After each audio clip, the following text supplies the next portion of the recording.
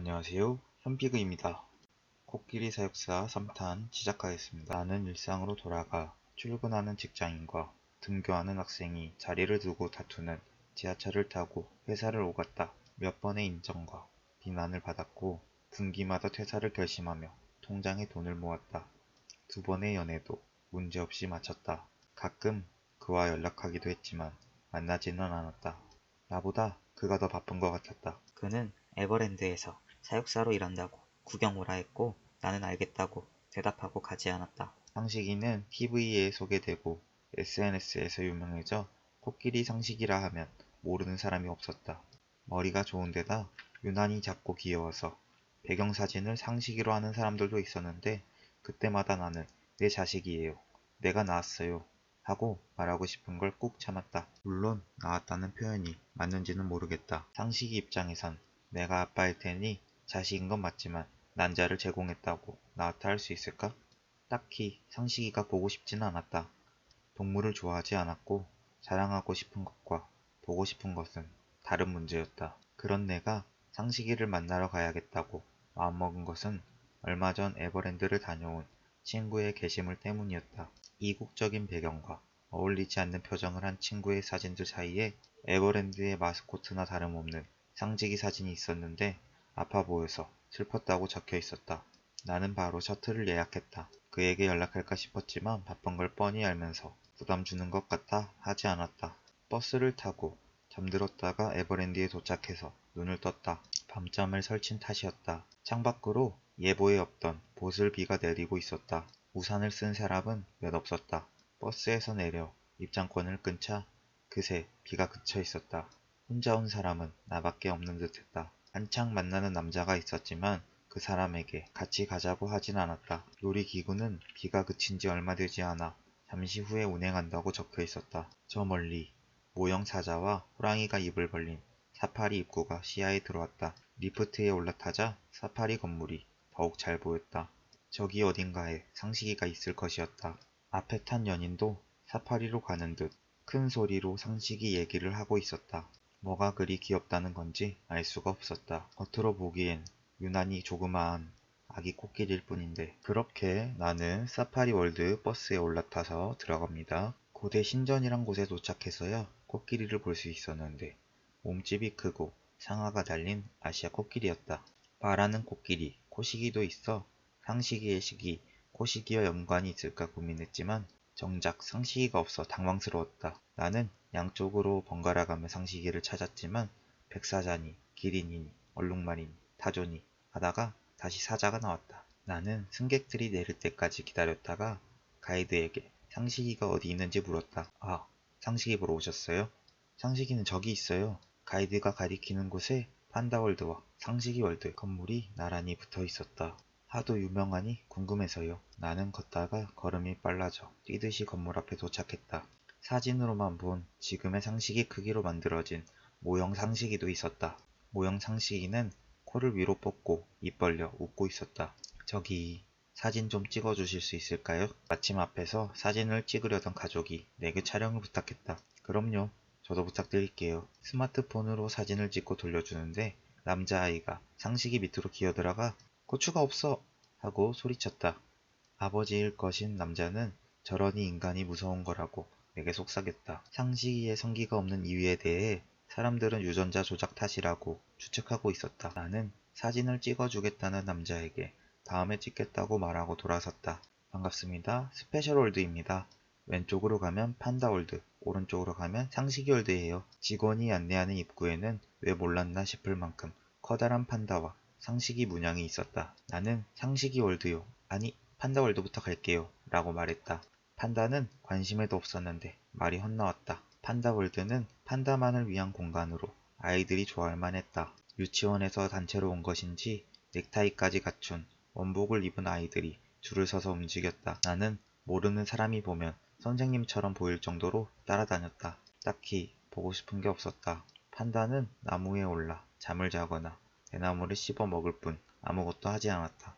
그런데도 아이들은 귀여워, 엉덩이다, 더 먹어 하고 소리치기 바빴다. 먹고 자고 뒹굴기만 해도 사랑이 보장되는 삶이라니 부럽기 그지없었다.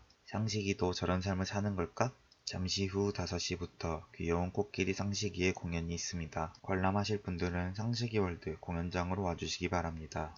안내 방송이 나오자 사람들이 상식이월드로 넘어가기 시작했다. 나도 줄을 따라 상식이월드로 입장했다. 대나무 숲이 우거진 판다월드와 달리 상식이월드는 서커스장처럼 화려하게 꾸며져 있었다. 원형 경기장처럼 수백 개의 관객석이 유리막을 둘러싼 구조였다. 무대 위에는 냉장고, 훌라후프, 사색공, 짐볼, 평행봉, 그네 등 공연 물품이 있었다. 어디서든 볼 수 있도록 스크린까지 갖춰져 있었다. 스피커에서는 곧 시작한다는 방송이 반복해서 나오고 관객들은 스마트폰으로 사진을 찍어댔다. 나는 갑자기 아랫배가 쓰려 화장실에 다녀왔다. 공연을 시작한 무대에는 그와 상식이 둘뿐이었다. 코스염만 기른 그는 찰리 채플린처럼 옷을 입고 지팡이로 상식이에게 지시를 내렸다. 마이크를 차고 있어서 말이 잘 들렸다. 상식이를 키워 서커스를 하겠다던 꿈을 이룬 그는 즐거워 보였다. 훌쩍 컸다지만 10살 아이만한 상식이는 두 발로 서서 코로 훌라후프를 돌리고 있었다. 맨몸이었다. 제자리에 서 있지 못하고 뒤뚱거리는 모습이 귀여워 환호가 끊이질 않았다. 자, 이번에는 코끼리를 냉장고에 넣는 방법을 보여드리겠습니다. 나는 한 바퀴를 돌아 비어있던 앞자리에 앉았다. 그는 관객의 반응을 유도하곤 냉장고 문을 열었다. 우선 냉장고 문을 열면 됩니다. 그 다음 이렇게 하면 그가 지팡이 끝으로 냉장고를 가리키자 상식이가 앞구르기로 코를 아래로 말고 정확히 두 바퀴 굴러 냉장고 속으로 들어갔다. 이건 가정용 중에서도 작은 200에서 300리터 냉장고예요. 이렇게 코끼리가 들어가면 문을 닫으면 된답니다. 상식이의 몸집보다 냉장고가 작아서 다리가 삐져나왔지만 그는 냉장고 문을 밀었다. 안 들어가요. 다리가 끼었어요. 아이들이 외쳐댔지만 그는 아랑곳하지 않고 온몸으로 냉장고 문을 밀었다. 물론 미는 척 하는 거였다. 당연히 문은 닫히지 않았다. 그는 이럴 때는요, 이렇게 하면 돼요 하고 지팡이로 상식이의 다리를 두드렸다. 톡톡. 그러자 상식이의 다리가 쏙 하고 냉장고 안으로 사라졌다. 마침내 냉장고 문이 완전히 닫히자 모두 박수쳤다. 자, 코끼리를 넣는 건 방금처럼 하면 되고요. 다시 빼려면 어떻게 해야 할까요? 그는 능청스럽게 머리를 갸웃거렸다. 보울러의 일종인 마술모자가 금방이라도 떨어질 것처럼 들썩거렸지만 떨어지진 않았다. 그는 관객들이 상식이를 부르길 권했다. 상식아, 더 크게 불러주세요. 상식아. 부름을 듣고 상식이가 냉장고 문을 열고 나왔다. 놀랍게도 앞발과 코로만 지탱해 말하자면 물구나무 자세로 걸어 나왔다. 힘이 드는지 코로 뿌뿌거리던 상식이는 결국 쿵 하고 미끄러지고 말았다. 그는 당황하지 않고 상식이를 연호하게 했고 상식이는 다운당한 격투기 선수처럼 일어섰다. 실제 상황인지 연출인지 구별이 되지 않았다. 상식이는 축구공만한 사색공을 코로 옮겨 골대에 넣고 짐볼에 올라가 두 발로 서고 그네에 네 발로 올라탔다. 어느 하나 흥미진진하지 않은 게 없었다. 모두의 기억에 평생 남을 만한 공연이었다. 공연 내내 나는 흐르는 눈물을 멈출 수가 없었다. 무언가가 아랫배를 쥐어짜는 것 같았다. 너무 아파서 비명을 지를 수도 움직일 수도 없었다. 그래도 끝까지 지켜봐야 한다는 생각에 눈은 떼지 않았다. 상식이는 눈이 빨갰고 피부에 오돌토돌 붉은 반점이 나 있었다. 동작은 다양하고 빨랐지만 무기력했던 상식이가 저렇게 변하기까지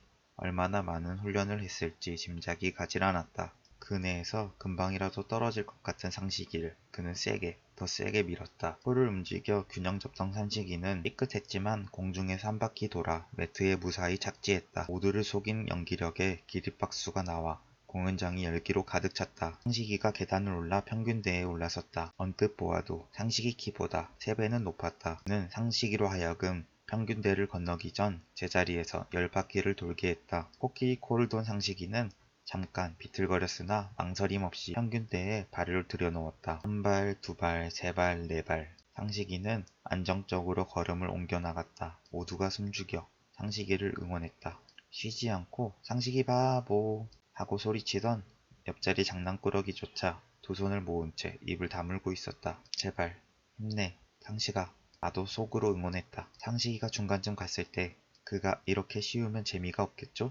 하더니 평균대를 톡톡 두드렸다. 상식이는 기다렸다는 듯이 세 발로, 두 발로 발을 줄였다. 물구나무까지는 아니었지만 두 발로 평균대를 건네는 코끼리라니 누구도 상상하지 못한 묘기였다. 용감한 상식이의 모습에 박수가 끊이질 않았지만 불안하기 그지없었다. 상식이는 겁을 먹은 게 분명했다. 모두가 몰라도 나만은 알 수 있었다. 아니나 다를까 한두 걸음을 남기고 상식이가 발을 헛디뎠다. 객석에서 비명이 터져나오고 쿵 하는 충격이 전해졌다. 나는 무대를 바라보았다. 무대는 유리막이 막고 있어 들어갈 수 없었다. 상식이가 걱정됐고 그라면 날 알아볼 거란 생각이 들었지만 배에서 통증이 느껴져 꼼짝도 할 수 없었다. 잠깐이지만 진동이 전해진 탓인지 속이 메스껍고 머리가 어지러웠다. 이대로 쓰러질 것만 같았다. 생리가 나오려면 아직 멀었는데 정신을 차리려고 고개를 흔드는데 툭툭 유리막을 치는 소리가 들렸다. 그 일가에서 무대를 보니 어느새 상식이가 바로 앞까지 다가와 있었다. 상식이는 코로 유리막을 툭툭 두드리며 나를 바라보고 있었다. 그는 이러지도 저러지도 못하고 우리를 바라볼 뿐이었다.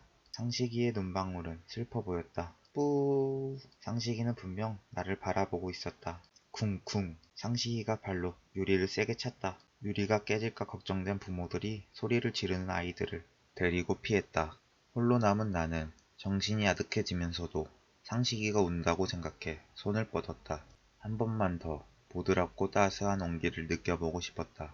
상식이도 같은 마음인지 코를 뻗었다. 그러나 내 손은 유리막 근처도 못 갔고 상식이 코는 유리막에 막혔다. 나는 손을 내렸다. 상식이는 코끝을 펴서 탁 하고 유리에 부딪혔다. 그날의 하이파이브를 기억하는 것 같았다. 나는 그 감촉을 떠올리다 정신을 잃었다. 오늘 영상은 여기까지입니다. 코끼리 사육사 뒷내용은 아주 약간 남았는데 동영상이 길어지므로 여기까지 하겠습니다. 결말은 이미 있지만 이게 나올진 모르겠네요. 코끼리 사육사의 뒷내용에 대해서는 수업에서도 부정적인 의견이 조금 많았어요. 이게 제대로 된 첫 단편 소설이었으니까 예쁘게 봐주셨으면 좋겠습니다. 사실상 소설 처음 쓴 작품이나 다름없어요. 그럼 다음 영상에서 만나요. 안녕.